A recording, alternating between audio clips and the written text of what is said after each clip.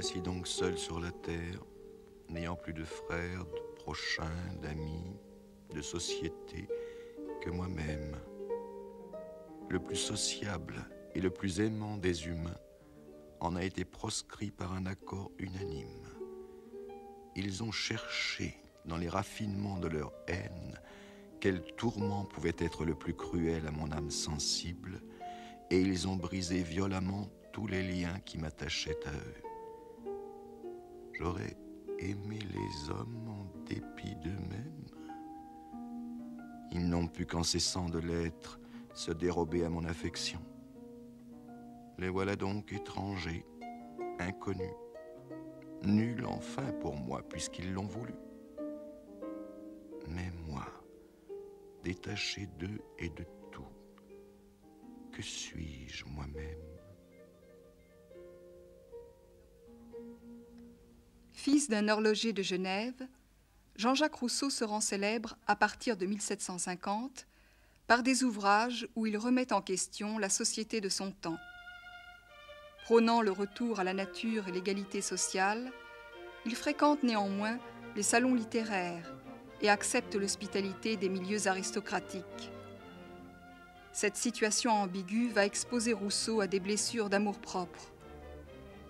Allusions ironiques, sarcasmes, pamphlets.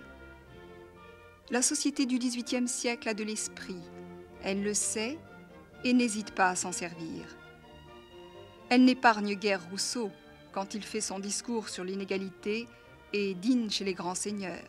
Elle ne manque pas de ricaner quand Voltaire déclare que l'auteur d'un traité sur l'éducation a confié tous ses enfants à l'hospice. Quant au pouvoir, il lui envoie ses soldats pour prise de corps après que l'écrivain ait publié le contrat social. Tous ces événements vont durement éprouver la sensibilité déjà maladive de Jean-Jacques. Il renonce alors à réformer le monde par ses écrits et consacre ses dernières années à tenter de se découvrir lui-même.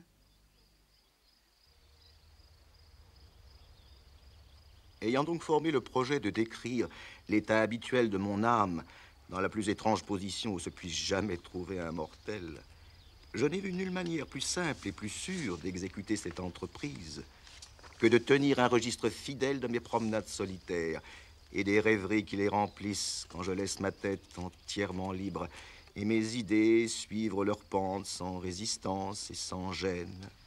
Ces heures de solitude et de méditation sont les seules de la journée où je sois pleinement moi et à moi, sans diversion, sans obstacle, et où je puisse véritablement être ce que la nature a voulu. Les rêveries du promeneur solitaire, publiées à titre posthume, sont l'ultime témoignage d'un écrivain déçu par la vie qui trouve une sorte d'apaisement en faisant naître en lui un autre homme.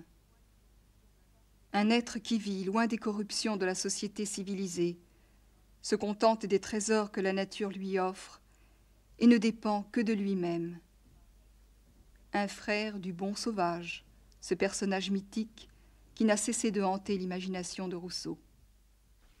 Je quittais le monde et ses pompes. Je renonçais à toute parure. Plus d'épée, plus de montre, plus de bas blancs, de dorures, de coiffure, un bon gros habit de drap. Et mieux que tout cela, je déracinais de mon cœur les cupidités et les convoitises qui donnent du prix à tout ce que je quittais. Vivifié par la nature et revêtu de sa robe de noces au milieu du cours des eaux et du chant des oiseaux, la terre offre à l'homme, dans l'harmonie des trois règnes, un spectacle plein de vie, d'intérêt et de charme, le seul spectacle au monde dont ses yeux et son cœur ne se lassent jamais. Plus un contemplateur a l'âme sensible, plus il se livre aux extases qu'excite en lui cet accord.